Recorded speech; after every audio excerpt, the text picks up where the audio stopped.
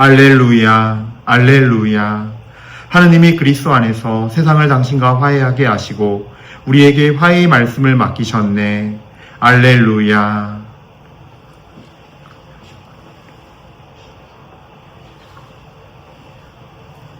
주님께서 여러분과 함께 또한 사제의 영과 함께 마르코가 전한 거룩한 복음입니다.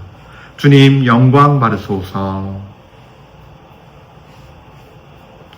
그때 예수님께서 산에 올라가시어 당신께서 원하시는 이들을 가까이 부르시니 그들이 그분께 나왔다. 그분께서는 12를 세우시고 그들을 사도라 이름하셨다. 그들을 당신과 함께 지내게 하시고 그들을 파견하시어 복음을 선포하게 하시며 마귀들을 쫓아내는 권한을 가지게 하시려는 것이었다.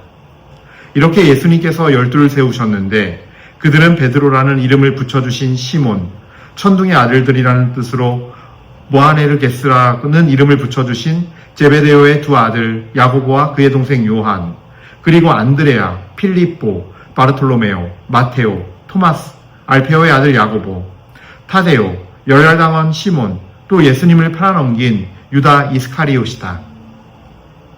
주님의 말씀입니다. 그리스도님 찬미합니다.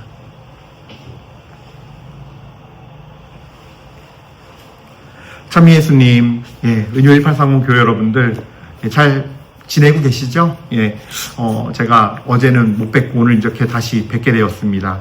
자, 그래요. 오늘 우리 시작하기에 앞서서 정말 거룩하시고 아름다우신 우리 예수님, 또 우리의 모든 것을 사실 이끌어오시고 좋은 것이었던 나쁜 것이었던 주님 안에서 허락이 되어 우리가 지금까지 이 모습으로 이렇게 지낼 수 있음에 대해서, 그리고 정말로 우리가 뒤를 돌아볼 때 우리의 삶을 다시금 바라보면서 하나님의 뜻과 또 하나님의 사랑과, 그리고 또 내가 또 하나님 앞에 더 나가야 할 부족하고 잘못되고 죄된 모습들까지도 바라보게 하시고 빛으로 인도하시는 그 주님께 참미와 감사를 드리면서 우리 모두가 먼 훗날에는 주님의 나라에서 함께 만날 수 있기를 기대하면서 이에 대해서 주님께 감사드리고 찬미드립시다. 자, 그래요.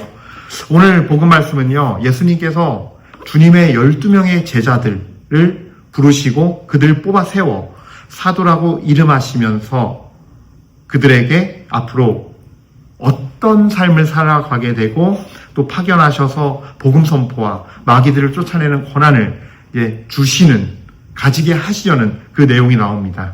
자, 그래요. 그래서 12명의 이름도 같이 나오는데 오늘 복음을 한번 잘 보도록 하죠. 저는 오늘 복음 말씀 묵상하면서 가장 많이 떠올랐던 것 중에 하나가 이 미사 중에 이 부분이었어요. 여러분 다 아시죠? 성작과 성만을 딱 들어올리고 마지막에 영성체 예식하기 전에 마지막으로 주님을 찬미하는 기도를 바치는 기도가 있죠. 그리스도를 통하여, 그리스도와 함께, 그리스도 안에서, 이 바로 세 구절이 딱 떠올랐어요. 미사 경본에서도. 왜냐면요, 그리스도를 통하여란 말이 예수님께서 산에 올라가시어 당신께서 원하시는 이들을 당신 곁으로 부르시고 당신에게 부르시고 그분들, 그 12명이 나와서 그들을 한 명 한 명을 사도라고 이름하는 이것이 주도권이 지금 누구에게 있어요? 예수님에게 있고, 예수님께서 산에 올라가시어 정말 하느님의 그 권능으로, 그러니까 산이라는 의미가 그런 의미를 지니는 것 같아요. 어떤 하늘과 가장 높이 있어, 땅에서 제일 높이 있으면서 하늘과 가장 마땅한 곳. 그래서 하느님의 그 은혜가 가장 먼저 떨어지는 그 하느님의 권위를 상징하는 자리, 하늘과 가까운 자리. 그래서 그 산에서 그리스도를 통해서, 하나님께서 그리스도를 통해서 예수 그리스도라는 유일한 문을 통해서 부르는 거예요. 우리 신앙이란 것이 아마 신앙생활 하면 할수록 느끼는 건데, 내가 좋아서, 내가 뭐 해서, 정말로 처음엔 그렇게 생각해요. 아니면은 성당 오랫동안 다녔어도 내가 신앙이 없을 때는 그렇게 생각해요. 근데 신앙 안에 있을수록, 이 하나님을 체험하고 알아갈수록 어떻게 돼요? 내가 하나님께서 부르셔서 날 뽑으셔서 내가 지금 이렇게 있을 수 있구나를 점점 느끼잖아요. 즉 뭐냐면요, 주도권이 예수님께 있고 하나님에게 있기 때문에 예수 그리스도를 통해서 불리움 받은 거예요. 그래서 우리의 삶 전체도 예수 그리스도를 통해서예요. 예수님께서 당신이 원하시는 이들을, 이게 call to himself예요.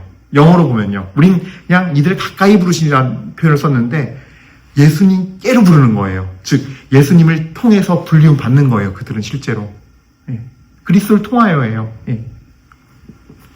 그리스도와 함께 그들을 당신과 함께 지내게 하시고 그들을 파견하시어 복음을 선포하게 하시며 마귀들을 쫓아내는 권한을 가지게 하시는 것이었다.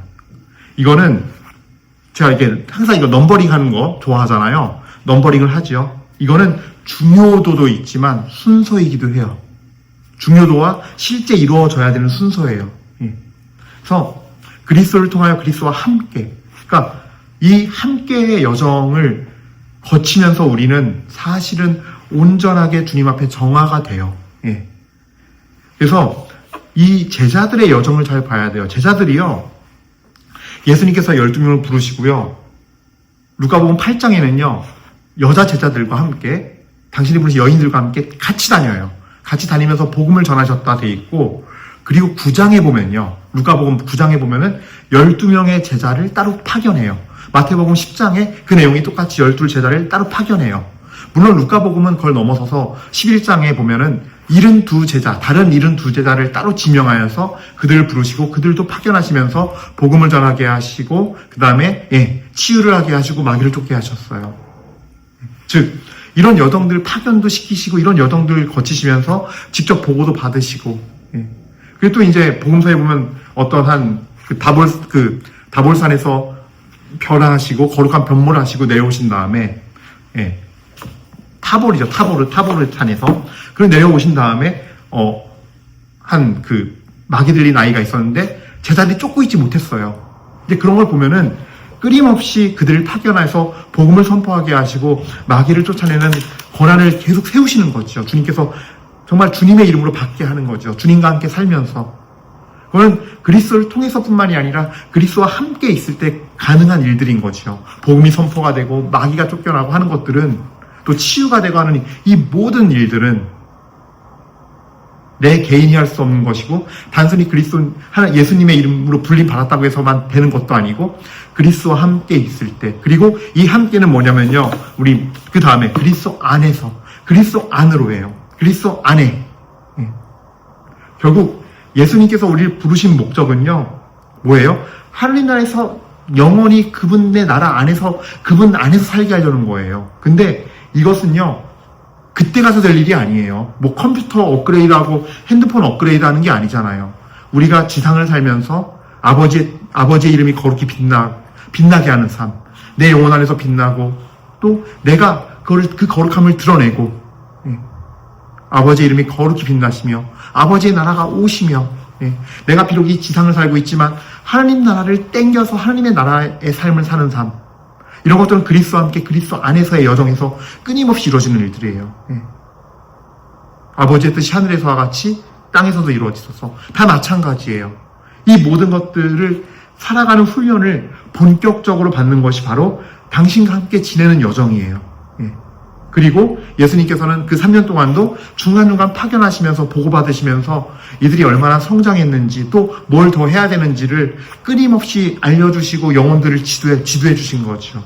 그러니까 우리도 그런 여정을 사실 걸어야 돼요. 내 가정 안에서의 역할이 있겠고, 내가 직업을 갖고 어떤 직장에서 일을 하겠지만, 여러분들이 그 안에서 정말 파견받은 자들이고, 복음을 선포하고 세상에 내가 그리스도의 빛을 받은 자, 그리스도와 함께 그리스도 안으로 가는, 그리스도 안에 일치되어 가는 여정을 걸어가면서 실제로는 내 영혼이 그리스도의 빛을 받아서 그 빛을 전하는 존재가 될 때 비로소 주님의 기도의 그 첫 번째 부분이 이루어지는 거죠. 예수 그리스도를 통해서 시작된 그 일이 예수 그리스도와 함께 예수 그리스도 안에서 그 여정을 걷는 거고, 사실 제자들도 3년 동안 그 여정을 레슨을 꾸준히 받은 거예요. 그래서 최후의 만찬 때 요한복음 13장 보면요, 발을 닦아주시잖아요. 그때 예수님께서 베드로가 발 닦는 걸 거부하자 예수님께서 하신 말씀이 있어요. 뭐라 그러죠? 너희는 목욕한 사람처럼 깨끗하다. 그러니 이제 발만 닦으면 된다. 그러나 모두가 깨끗한 것은 아니다. 하며 사도 요한이 이 말이 육신의 상태를 얘기한 것이 아님을 말하는 해설이 있죠. 예. 그 모두가 깨끗하지 않다고 하는 이유가 뭐예요? 이스카리온 유다가 이미 어둠에 가득 차서 예수님을 배반하려고 했기 때문에, 처음부터 배반할 자가 누군지 알고 있었기 때문이라고 요한복음에는 덧붙이고 있어요. 즉 예수님께서는 이제 3년의 여정을 통해서 그들이 얼마나 많이 정화되고 깨끗해졌는지를 보여주고 계신데, 마지막 그리스도 안으로 되는 건요, 예, 그리스도를 통하여 그리스도와 함께 그리스도 안에서 성령으로 하나 되어 해요. 뭐냐면요, 마지막 완성은 예수님께서 떠나가시고 승천하신 다음에 주님께서 당신의 이름으로 오실 그 성령, 파라클리토 성령께서 각 사람에게 임하셔서 요엘 예언서의 예언처럼, 예, 정말로, 예, 늙은이들이 환시를 보고 젊은이들이 예언을 하고 그 영이 임해서 그 영의 힘으로, 예, 완전히 그 정화의 여정이 완성돼서 그리스도 안으로 가는 여정이 본격적으로 시작되는, 그리스도 안에 사는 여정이 본격적으로 시작되어서 그들이 정말 하느님과 온전히 일치하여서 교회 공동체를 이루고 정말 그들이 그리스도 안에서 살아가면서 그 사랑으로 교회를 살아가면서 목숨까지 내놓는 그 여정, 순교까지 하는 그 여정이 있다는 거죠. 그래서 이 제자들의 3년의 삶을 잘 보면요, 우리의 여정도 어떠해야 되는가를 알 수 있어요. 예, 그리스도를 통해서 처음에 그 이름으로, 그분을 통해서 그분의 주도권으로 우리가 부르심받고 세례받고 처음으로 첫사랑을 고백하고 주님을 영접하고 받아들이고 자녀가 되었지만, 예, 근데 이것은 내가 선택한 것이 아니라 그분의 주권으로, 그분이 원하셔서, 나를 원하시고 사랑하셔서 불러주셨다는 거예요. 그런 의미의 그리스도를 통하여예요. 이제는 근데 당신의 뜻에 따라서 당신을 통해서 불러주신 우리들을 이제는 함께 살도록 우리를 부르시는데, 이끄시는데, 예, 우리 역시도 이 함께, 그리고 마지막에는 그분과 일치가 되어서 그분의 그 사랑의 성심 안에 그리스도 안에 사는 것, 이것이 바로 우리가 제자로서 그리스도의 제자로 가는 어떤 여정이고, 제자에서 사실은 가장 마지막 단계는 저는 정말 가장 극명하고 아름답고 지극한 예수님의 표현은 신부예요. 그리스도의 신부가 되는 거. 왜냐면요, 부부라는 게 그렇잖아요. 세상의 모든 사랑은 다 오픈되어 있고 차별 없이 공평하게 누구에게나 줘야 되는데, 부부의 사랑은 어때요? 이 부부의 남녀의 사랑은요, 서로에게만 가야 돼요. 그리고 가장 폐쇄적인 사랑으로서 하나님께서 인정하시는 사랑이고, 또 그 사랑을 통해서 뭐예요? 같은 방에서 지내요. 같은 집에 같은 방에서 지내잖아요. 그러니까 신부란 표현이 신랑이신 예수님, 신부인 교회라고 에페소서는 말하고 있지만, 그렇게 그리스도와 교회의 사랑을 표현하고 있지만, 하나님에 대한, 그리스도에 대한 그 교회의 사랑을 표현하고 있지만, 이 교회는 사실 따지고 보면 하나님 믿는 백성 한 명 한 명이 다 교회예요. 즉 우리는 그리스도의 신부가 되어서 아주 내밀한 관계로 있는 것, 그렇게 그리스도 안에 살아가는 것. 그래서 그분의 말씀대로, 그분을 사랑해서 그분의 뜻대로 가는 여정을 가야 한다는 거죠. 뭔지 알겠죠, 이제. 그래서 근데 그러다 보면은 자연스럽게 하느님은 우리로 하여금 담대하게 어두운 곳에 빛을 전하는, 그래서 예수님의 이름으로 말을 하고 예수님을 실제로 전하게 하는 역할도 우리에게 주신다라는 거예요. 그것이 때로는 부담스러운 사람이 될 수 있고, 부담스러운 상황이 될 수 있고, 예수님, 제가 이걸 어떻게 한단 말이에요. 저같이 아무것도 모르고 약한 것이. 그러나 그 작은 안에, 약함 안에, 그 비천함 안에 하나님의 능력은 오히려 더 크게 쓰여질 수 있고, 하나님이 더 크게 드러날 수 있는 거죠. 지금까지 내가 예수님 때문에, 예수님의 이름으로, 예수님을 위해서 한 번도 증언을 하고 나눈 적이 없다면 담대히 나누는 여러분들이 되십시오. 그게 그리스도와 함께해서 그리스도 안으로 가는 여정이에요. 그리스도와 이제 함께 가는 것이 아니라 이제 완전히 그리스도와 일치하여, 성령 안에 일치하여 가는 여정이에요. 그 여정을 걷는 가운데 우리는 계속 하나님께서 일부러 파견하세요. 그런 상황을 겪어보라고. 네가 지금 말해야 한다. 네가 지금 알려야 한다. 그러면서 항상 그렇게 시켰으니까 항상 결과가 좋을 수는 없어요. 그러면서 어떨 때는 넘어지기도 하고 깨지기도 해요. 아프기도 해요. 내가 이유 없이 그렇게 말했다는 이유 한마디로 공격당할 수도 있고 아픔을 겪을 수도 있고 그것이 교회 안에서 봉사하는데도 교회 안에서 그런 일이 벌어질 수도 있어요. 그러나 중요한 거는 하나님의 뜻이 전해지는 복음이에요. 하나님의 뜻이 올바른 뜻이 전해지는 진리의 선포가 중요한 거예요. 내가 아픔을 겪고 실패하기도 하고 그래서 넘어지기도 하더라도 이 일을 계속 할 때 그리스도와 함께 사는 우리가 되는 것이고 사실 그러면 하나님은 우리를 가지치기 하시고 깎아 나가거든요. 어떨 때는 그걸 통해서 정말 꺾이지 않는 내 자아의 모습을 발견하게 해주시기도 하고 아직 내가 주님 앞에 더 겸손하고 낮은 자, 듣는 자가 못됐구나 깨달으면서 내가 정말로 하나님 앞에 좋은 열매를 맺는 훌륭한 열매를 맺는 가지치기가 되는 여정을 겪는 거죠. 제자들도요. 이렇게 예수님 따라다니면서 내가 예수님 정말 사랑해서 난 어떤 일이 있어도 배반 안 할 줄 알았는데 잡혀가니까 어떻게 돼요? 다 도망가잖아요. 사실은 거기서 무너진 거예요. 자기의 마지막 나는 정말 자신 있고 잘할 수 있을 거라 생각했는데 이게 내 교만이었고 이게 내 힘으로 하려고 했던 거구나 하는 그 예수님 배신에 대한 그 부끄러움과 죄책감들. 사도 베드로만 3번 배반했으니까 유독 드러나고 유독 얘기를 하는데 도망간 다른 제자도 마찬가지였어요. 마찬가지였을 거예요, 분명히. 거기서 오는 자괴감. 나 예수님 사랑하는 것 같았는데 아니었구나. 근데 마지막에 주님 앞에 다시 와서 그 앞에 고개 숙이고 그리고 나서 주님의 말씀을 따르시죠. 너 예루살렘 떠나지 말고 기다리고 있어. 그대로 있어.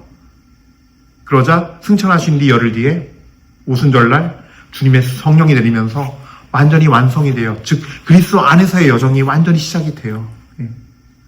우리 모두 그러려고 부르심 받았습니다. 단순히 적당히 그냥 살아가는 것이 아니라 내 목 정해놓고 내 밥그릇 정해놓고서 예수님 여기까지는 오지 마세요. 여기서부터 제 거예요. 이것만은 건들지 마세요. 저 이거 건들면 아프고 불편하고 싫어져요. 당신이. 저 당신 미워져요. 성 긋고 사는 삶이 아니라 다 열고서 주님 부르신 이도 주님이시오. 걷어가시는 이도 주님이십니다. 전 당신 것이니 더 작아지게 하소서. 완전히 당신과 일치하기를 원하나이다의 자리로 우리를 옮겨가게 하실 거고 도와주실 거예요. 그래서 내가 완전히 없어지고 완전히 주님이 될 때, 내 자아가 주님의 것이 될 때 주님은 당신을 다 주실 거예요, 우리에게. 그러면서 정말로 참된 빛이 되어서 빛과 진리를 전하는 그리스도 안에서 지상을 살고 있는, 지상을 살지만 하나님 나라를 이미 살고 있는 우리들이 되는 것. 그것이 바로 이 제자된 삶, 하나님과 함께 지내려는 초대장의 첫 시작이요. 마침점은 바로 지상에서부터 하나님 나라의 자녀가 되어 하나님 나라의 사람이 되어 살아가는 것일 것입니다. 우리 모두 하나님의 나라를 사는 주님의 참된 제자, 그리스도와 함께해서 그리스도 안으로, 그래서 정말 제자에서 그리스도의 신부가 되는, 신부라 그분께 불릴 수 있는, 너 참 내 신부야, 신랑이 내가 널 찾아왔단다 라고 할 수 있는 복된 그리스도의 신부가 되는 은혜를 청하면서 이미사 봉헌합시다. 아멘.